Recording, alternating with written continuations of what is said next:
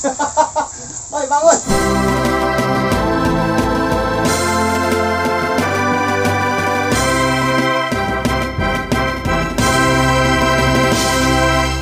At hindi po natin pinapangarap yan.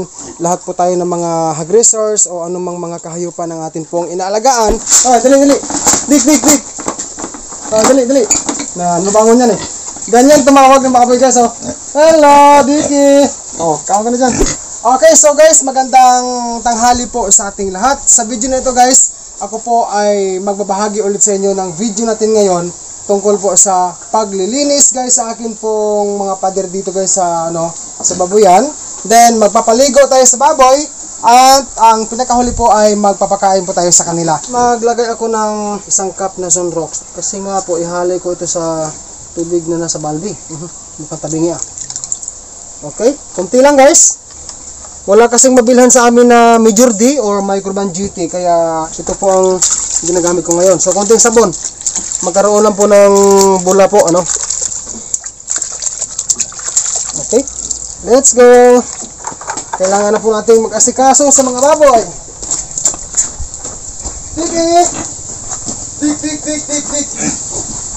Okay. Ayan sila guys So bago ako mag-kuskus sa pader, akin mo nang babasahin ang kanilang katawan para mababad yung mga dumi-dumi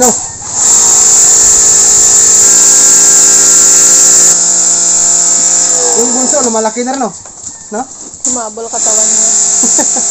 Alam nyo guys, ay mga baguhan dyan ang ating mga baboy kahit na maliliit lang, pero pag napakain ko ng tama yan ay lumalaki rin naman. So ngayon po, magpapatuloy tayo sa pagkuskus.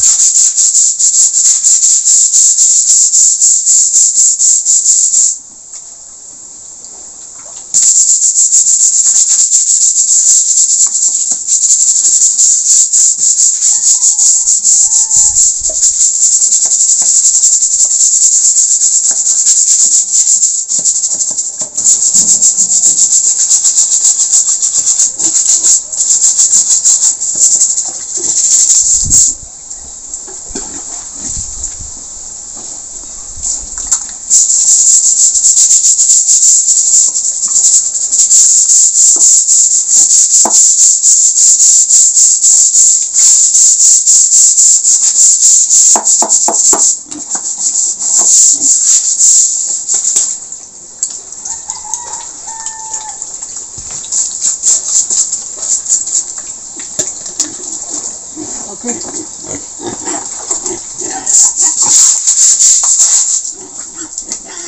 Dito naman tayo sa kabila, sa may pasungan.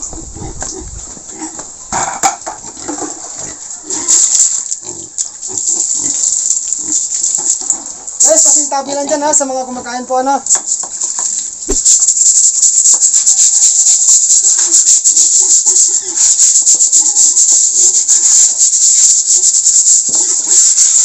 kasi guys, nililipat ko yung mga baboy ko sa ibang area, kaso nga lang wala akong sapat na kulungan para sa kanila na malipatan. Kaya ganito na lang po ang kalagayan.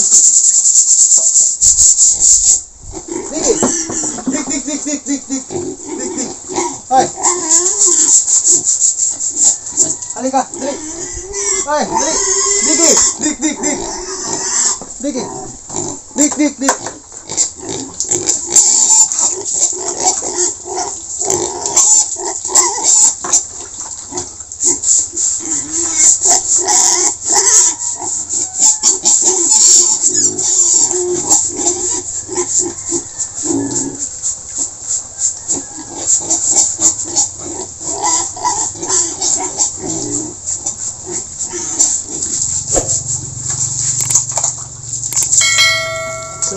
natin para mabilis. Okay. And guys, magbabanlaw tayo para mapakain naman natin sila.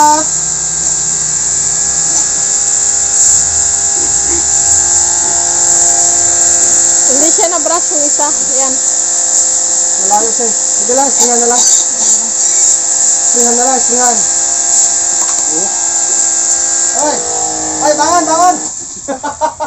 Ay, bangon! Nakipaglaro. Diki, diki! Ah! Ay, hindi na brush, no? Hindi, yan isa.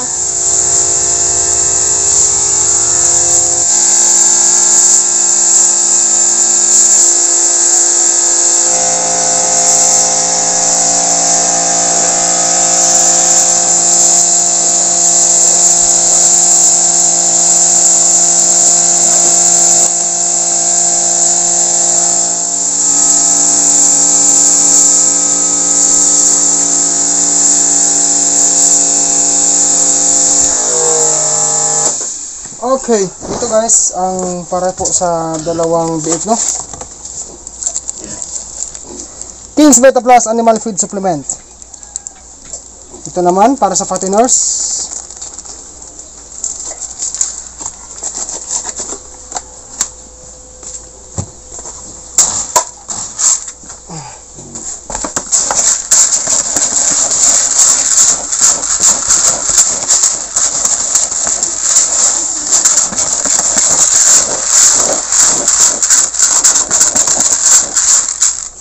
Okay.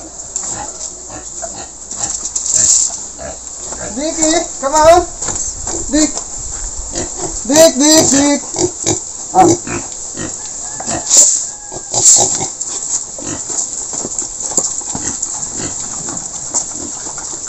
Dito naman tayo sa kabila. Dicky, come on.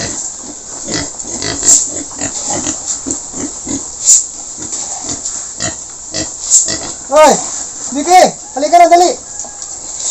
Ay, Dicky. Hoy. Ayun nyo. Medyo busog pa kita mga to eh. Ay, dali, dali. Dik, dik, dik. Dali, dali. Na, nabangon yan eh. Ganyan tumawag ng mga kabigas, oh. Hello, Dicky. Oh, kawag ka na dyan. Mga busog pa to eh. Kanina po ay bagong kain sila. Ngayon naman, kain na naman ulit sila. Para mabilis po lumaki.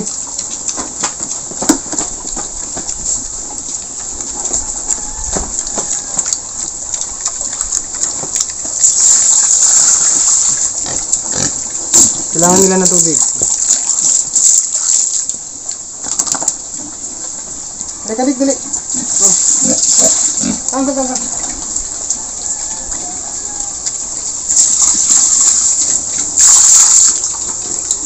Baka mapansin nyo guys, yung feeds meron pong dark green. Yan guys, may halong dark green. Yan po ay kangkong na nahiwa at ang mga azula po ano.